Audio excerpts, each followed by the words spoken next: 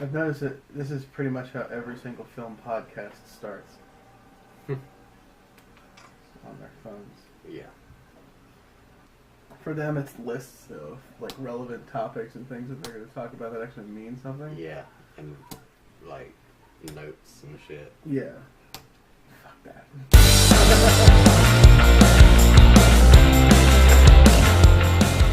Log entry. I know. we need to make a miniature set and green screen for like do our podcast, and I'll make videos like Mystery Science Fair. Yes. MST3K is a big part of my life. Yeah. We need to have a theme going. That's a great way to start the little podcast here, ladies and germs. If you have a suggestion of where you would like to see this podcast broadcast from, let us know. Comment below. Just so you know, if anyone says they're asshole, Probably not. probably not. Yeah. Or or mine, or his. That's something that we're putting on the. That's something you can see on the internet. Well, at this website anyway.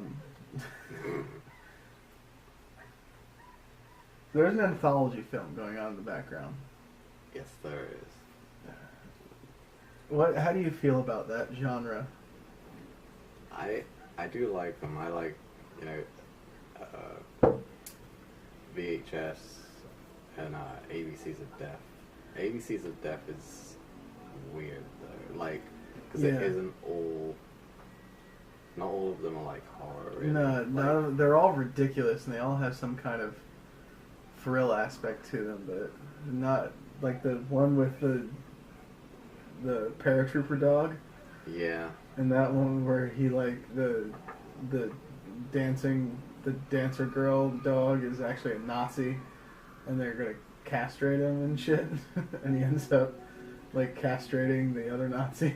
Yeah. They get super weird. Yeah. The like Asian ones are weird. There's like ones with just so many penises. Have you seen that? Yeah, one? that's I don't know what that is. How about the one where the girl became the fart? Yeah. Or did she suck the fart out of the other girl's ass? I can't. Babe. It was both. She became a fart and sucked a fart.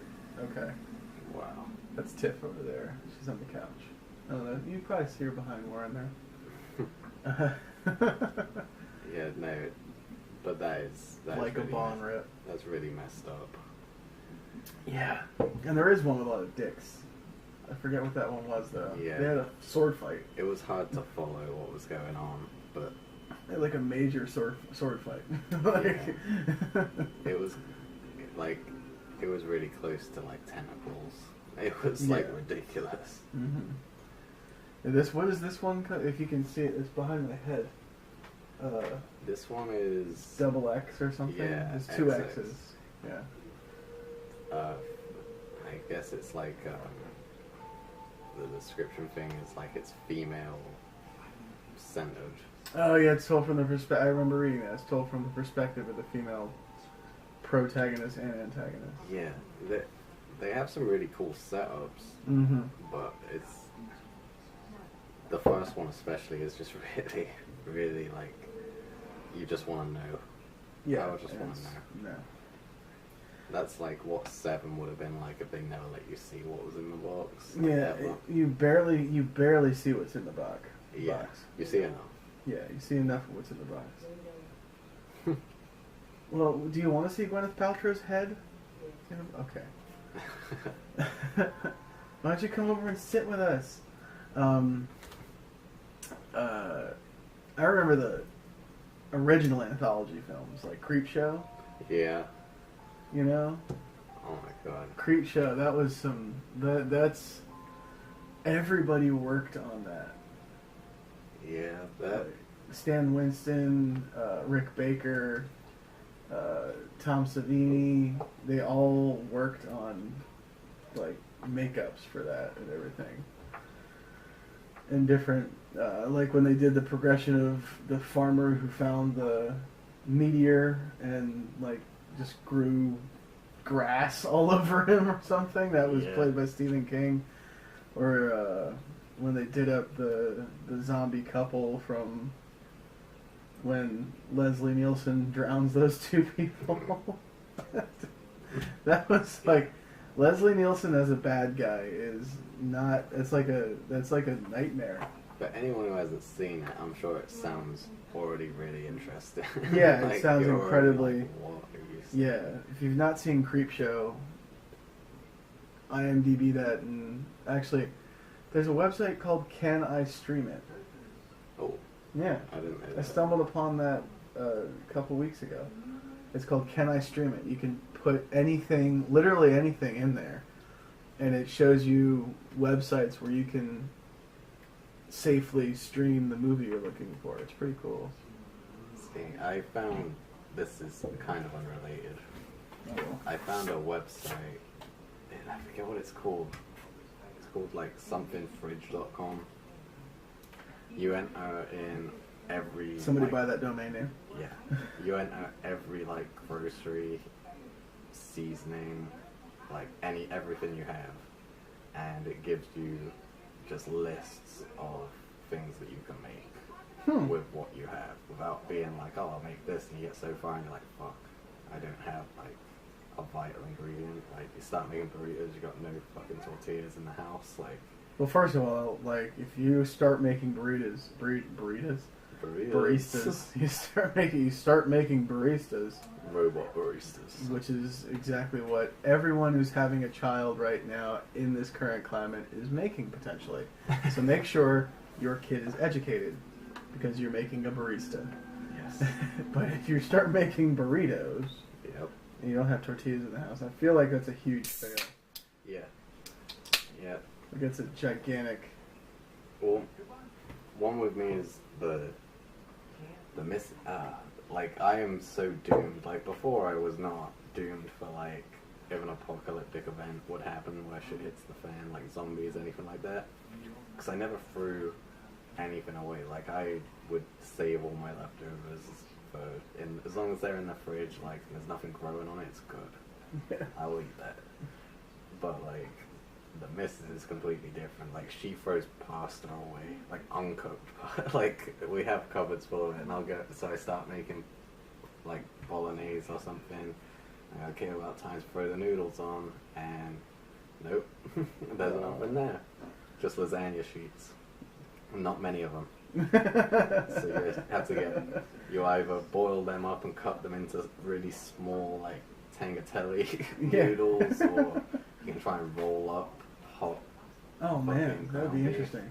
It's really hard. Yeah, I'd imagine. I tried it. I speak from experience. It's difficult. really, really difficult. It would be I've always wanted to. My idea for it was that what I would do is cook the meat, get the lasagna noodles, cut them down the middle, and then roll it up and put them in my lasagna dish, like stacked up, right? Yeah. A whole dish, and then top it with cheese, and that way you don't have to worry about when you cut your lasagna and you don't wait for it to settle, and you try and scoop it and it all just like, so if you had it there's structure to it. In circles like this, you could literally be like, okay, I'll have like an 8 by, like, well, not an 8 by, you could, like a 4 by 4 thing, then none of it's going to fall out. You have it covered at the side. We're on that one, Gordon. Yeah? Talking to you, Mr. Ramsey. Get on that. Yep. There you go. Mini lasagnas inside a bigger lasagna. That's what it is. Inception lasagna? Yeah. Laception? That sounds like a porno. Yeah. I think that might be the thing. We did that on the Lovecraft podcast. I forget what that was, though. The hips have eyes. Yes. The hips have eyes. That is one thing that we don't do on the podcast, which we definitely need to do sometime, is I've been watching a bunch of those weird like food documentary shows and stuff, with, like, people's weird techniques, like people who have spent like 20 years perfecting how to poach an egg inside a shell. Yes. I am obsessed with those shows. Like, what the I'm absolutely with. I'm obsessed with. Right now, it's the Great British Baking Show. Okay. I love that show. Dude, With Mary Berry and the other comedian. I forget his name. They're really funny. You know the gray-haired dude there, the older guy. Interesting thing about him is there was a show that he had. I think that was when that first came out back home. But he doesn't bake anymore. He used to be a bread maker, but he ruined his hands. Oh. Just because from working dough and stuff, like I don't know if it's like arthritis or something, but like that would make just sense, from yeah. like all those years of making all these like crazy breads, so like he's coasting now. He doesn't even have to make shit. No, I love the Great British Baking Show, and then there's Mind of a Chef is the one that I rewatch every season all the time. Like, it's on if I'm at home here by myself, it's on in the background. That's what I'm watching. That or Rick and Morty. I know there's all those popular shows like Chopped and Cutthroat Kitchen, and those are entertaining. They're cool shows, yeah. And you see some stuff, but it's hard. My wife watches them like back to back. You watch like 10 of them, and I just can't. I just cannot. She's over there, and she watches all of that. And yeah. I watch it with her, and it's fucking hilarious. Yeah, it is. But after you watch about 10 Cutthroat Kitchens, you're just like... Shut up, Gordon. Yeah.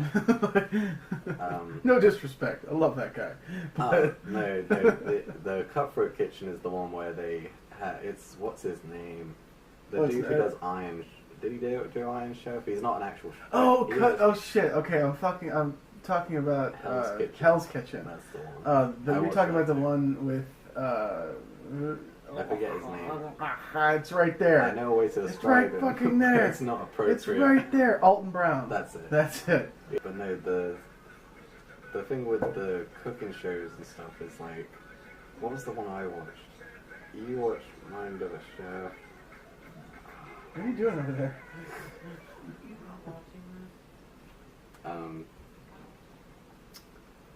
What was it called?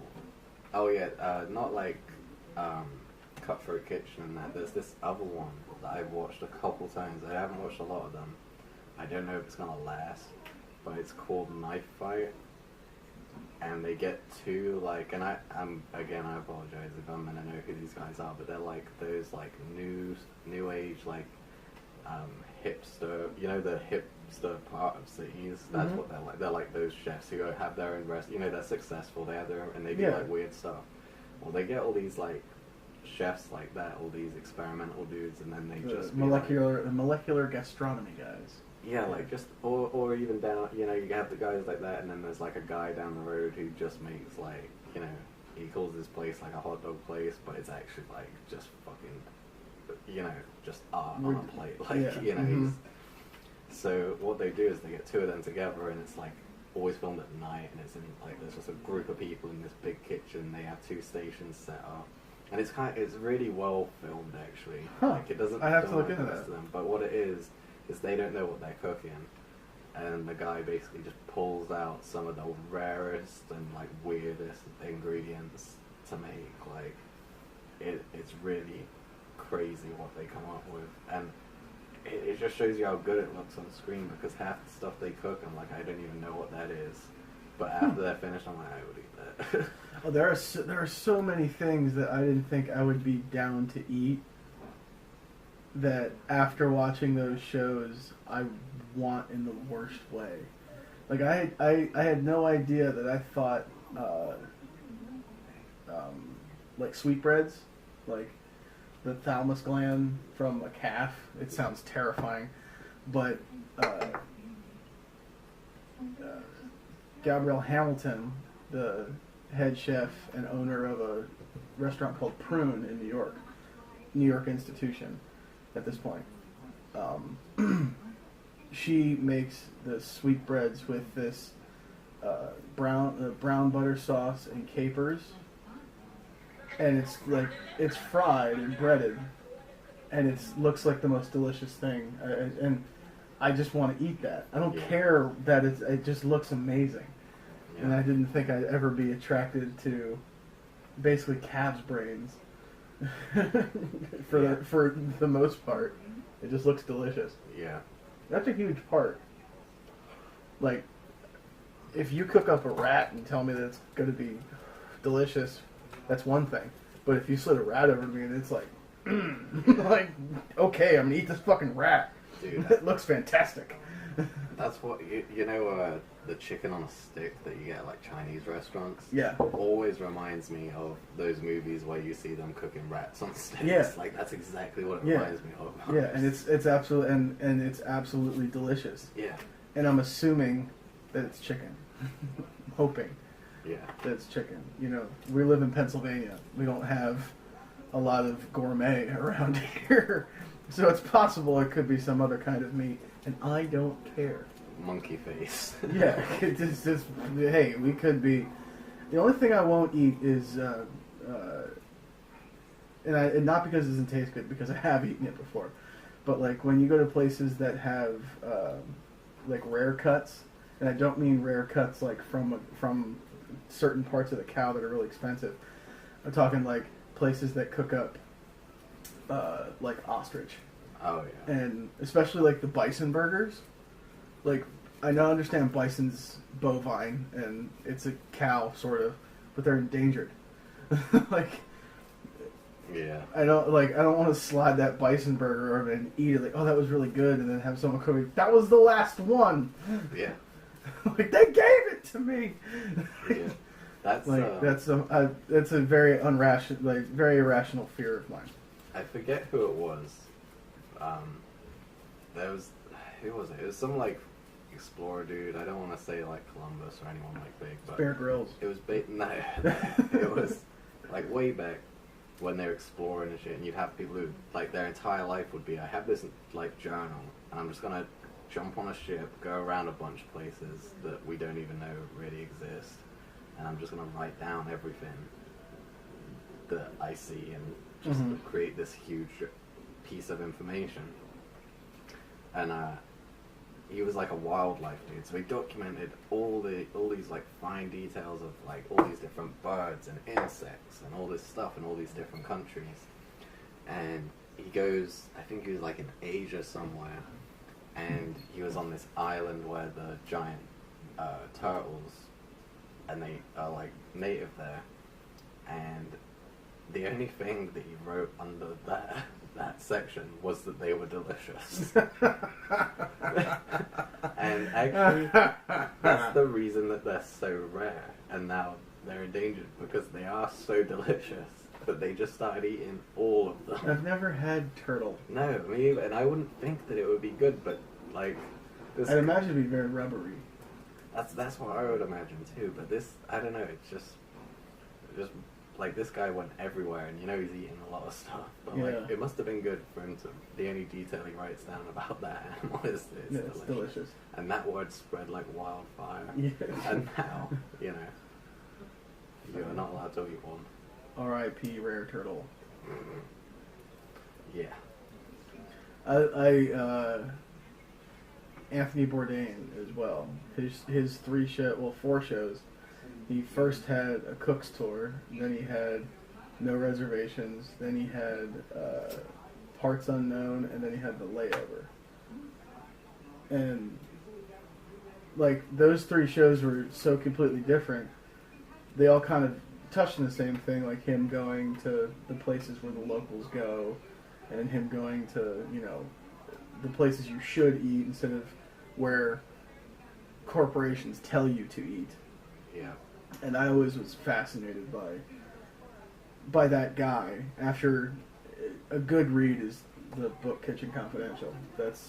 There's a show on, I think it's either Netflix or Hulu, that starts. I think it's a series. It starts Bradley Cooper, and he basically plays Anthony Bourdain. It's called Kitchen Confidential. Yeah. And it's pretty much the book laid out in series form, and you know his descriptions of working in a kitchen, and my favorite's the passage in the book that he has about the language in the kitchen. Like if you're uncomfortable with comments about your sexuality or comments about your family members commingling with livestock, then it should not. It's an environment where the word fuck is principally used as a comma. Yeah. You know, and of course, like, I've worked in kitchens before, and yeah, I've also had to hold my tongue at family dinners when, you know, it would be inappropriate for me to say, pass the fucking turkey, cocksucker, like, but in a kitchen, that's the culture, and I was always fascinated by that, and his shows were, like, we started the podcast with the Anthology thing, like, those series are the, you know, a gastronomic anthology. It's really, really cool. Yes. As the cut that you just saw was like 25 minutes long. But hey, Yeah. it happens. We're talking about, I ended on Anthony Bourdain. We're talking about food. Then you launched into a panini thing. Oh, yeah. I did. It made me really hungry too, so fuck that guy. I know. That's the one problem with food talk, where Yes. it just captures you. Yeah, you just get taken away, carried off in the arms of Emeril Lagasse. Bam! See, I don't know. I like, I think cooking it's great. Especially, Yeah. like, once you start cooking, you find out, like, what you like. Like, you might not be a good chef, but you make food that you like. Yeah, that's the jam. If you discover that you can cook things that you like eating, it doesn't really matter. Yeah, that's interesting. Like, back home we'd have, like, roast dinner every Sunday. So, like, one thing I started doing was I would save myself time, because you look forward to it all week, and it's just all good shit. It's like meat, gravy, potatoes, Yorkshire pudding, which is like batter. Mm-hmm. It is like batter. It's so good. You can do the Blizzard test with it. Like, you don't turn it upside down, it stays there. It's so good. But yeah, like with that, what I started to do so I could just literally sit there and fill my face with it, is I would set aside 2 minutes where I would cut all my meat into reasonable sized pieces, mash my roast potatoes, because if they're cooked right, they'll just split, mash them, use my fork to scrape the gravy over it, mix all that together, and then I would spoon it into the Yorkshire pudding, which is like a cup, and then whatever's left on the plate I'd eat just how it was. And roast potatoes are the shit, especially with gravy and meat. But if you, like, this sounds crazy, it seems like such a long way to get there, but everything that's good is mashed potatoes. You should roast your potatoes before you mash them. And I'm the only part, like, no one else, like, in my family eats it like that. Like, That makes sense. but Try that's that. so good. Because there's this crispy parts you Yep. find inside. It adds this like texture. Also with the gravy, if it's like good gravy that's made from like the actual meat, you get that, and then you've just got so much flavor in the potato as well. Yeah. It's fucking Potatoes and corn are like the two things that, I suppose, if I had to have a last meal, it would be the potatoes and corn would be in there somewhere. Yeah. Like, I suppose, like, last meal, I don't know, that's an interesting question. Like, last thing that you would eat, I would probably have to go, it'd be a gigantic spread if I was given unlimited. I Like, tell you, this is gonna be surprising, but like one of my favorite things is chip butty. So like buttered bread, and then like chips from the fish and chip shop. Put them on there, like melts the butter. Yeah. Fold that in half, dude.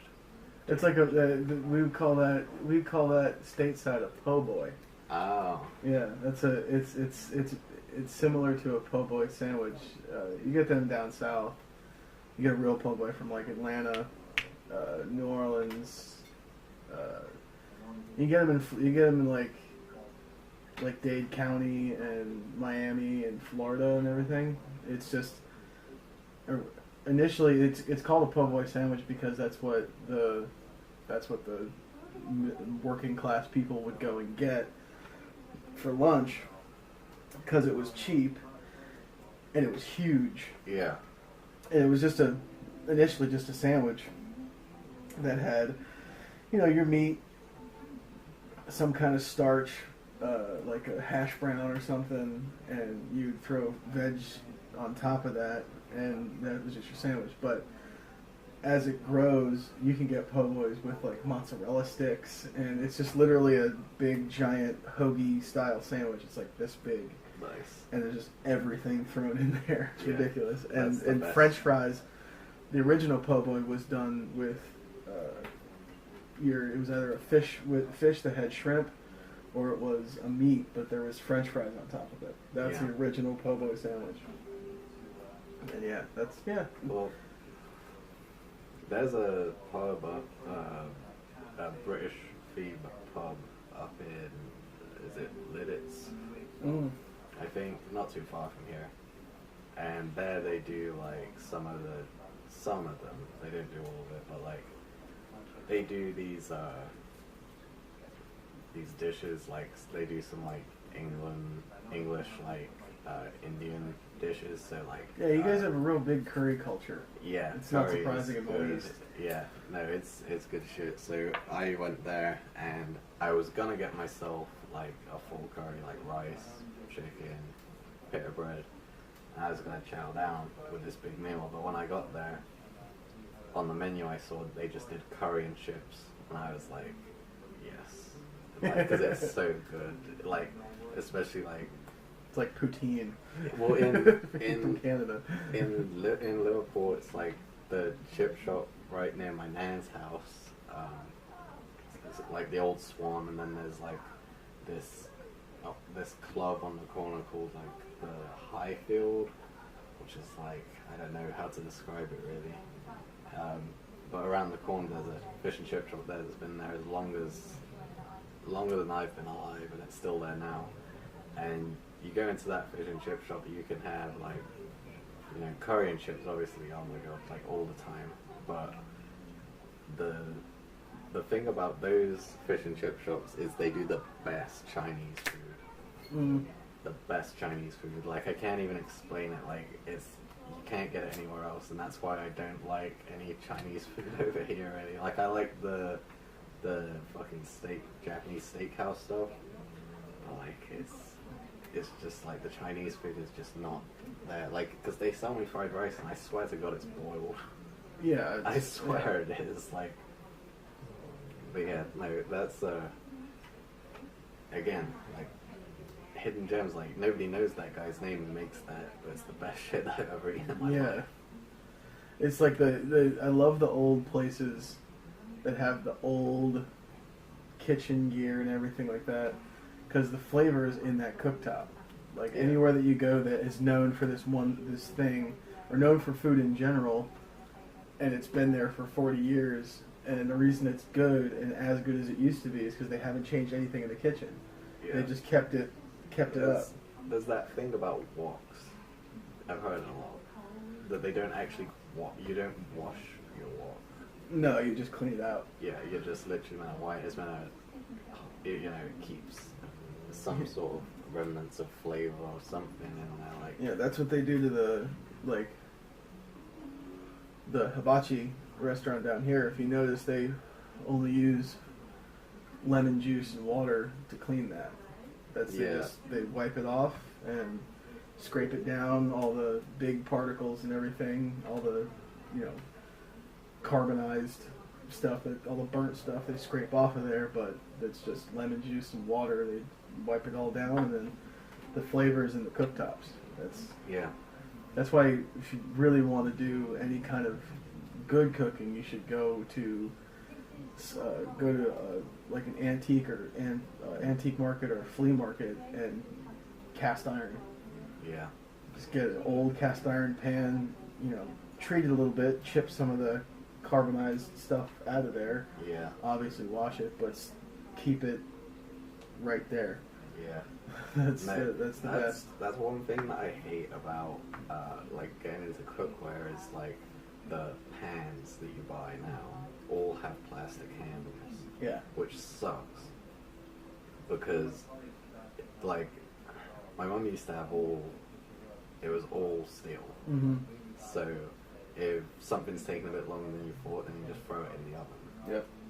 And like you can't do that. I don't recommend doing that. There's a couple. And plus the fucking Teflon that it's covered in. Like any of the fucking cookware you have with that black shit on it, if you actually read when you buy those pans, if you actually read the thing on the little cardboard strip that it comes packaged in, it's actually poisonous when like heated to an extreme temperature.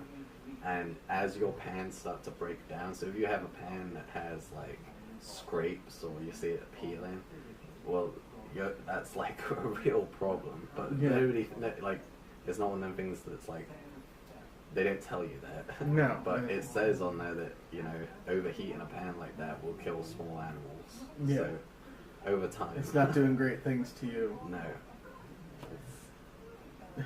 It's pretty rough. I mean, but like you said, the price of the stuff, like if you were to go to a store and you want just, like trying to find a full, like steel pan, no plastic, no fucking, like, you have to go to get it, and to get it at all affordable, you have to go to kitchen supply places, which aren't a dime a dozen. You have to specifically go to those places to buy industry standard stuff that's in commercial kitchens. Yeah. You can't buy that at Walmart or anywhere. Another benefit of having cast iron is people, not that it benefits anybody, but especially people who have like iron deficiencies. Mm-hmm. It actually improves the amount of iron. Yeah, I in read the food that you cook. It passes it. Yeah, I read that there's this guy who invented, I forget what it's like. It's shaped like a fish, and it's made out of iron, and it's I forget, maybe Indonesian or it's some part of a country that had extreme iron deficiency in its people. Yeah. And this guy, who was a chef, created this thing that you put into you boil it. And when you boil it with your food, it cooks off the iron and puts it back into, I forget, there was something with their water and then something with their produce. I forget exactly what it was. I'll research it and link to it in the description.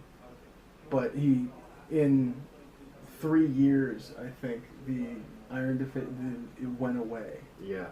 In that particular province.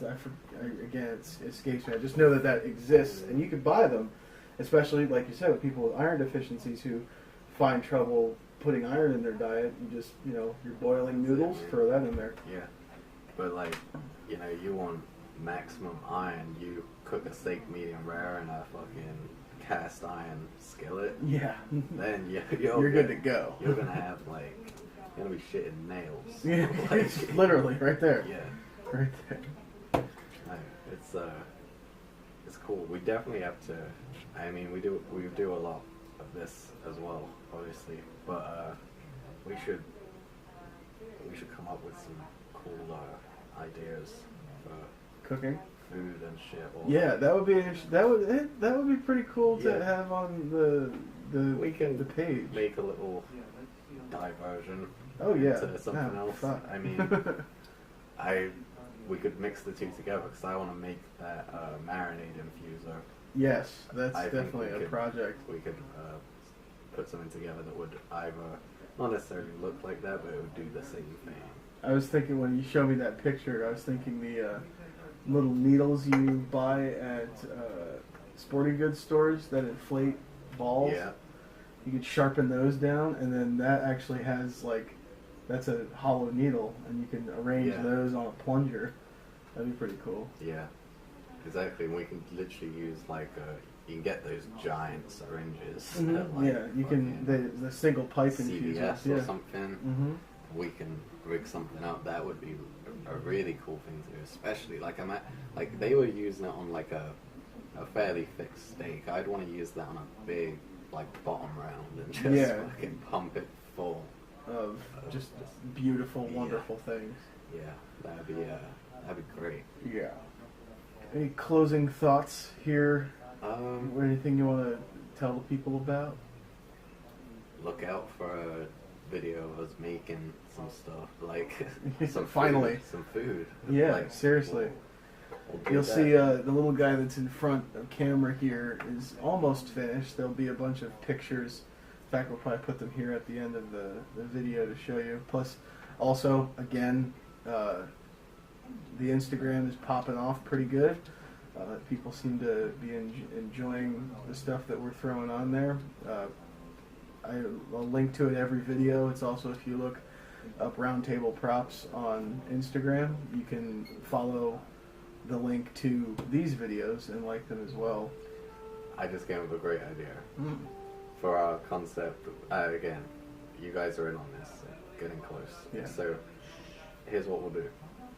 If we do like a little tangent side thing that we do along this on here, we could do it where we'll almost, not quite a series, but we'll do it so I'll cook something from like what I have back home, and then like you cook something that I wouldn't know. And that's a brilliant idea. Switch dates, and then we both comment about like what we think about it, and then you tell me how you made it and like what it actually is, where it comes from, like why you made it and shit like that. Like, love that idea.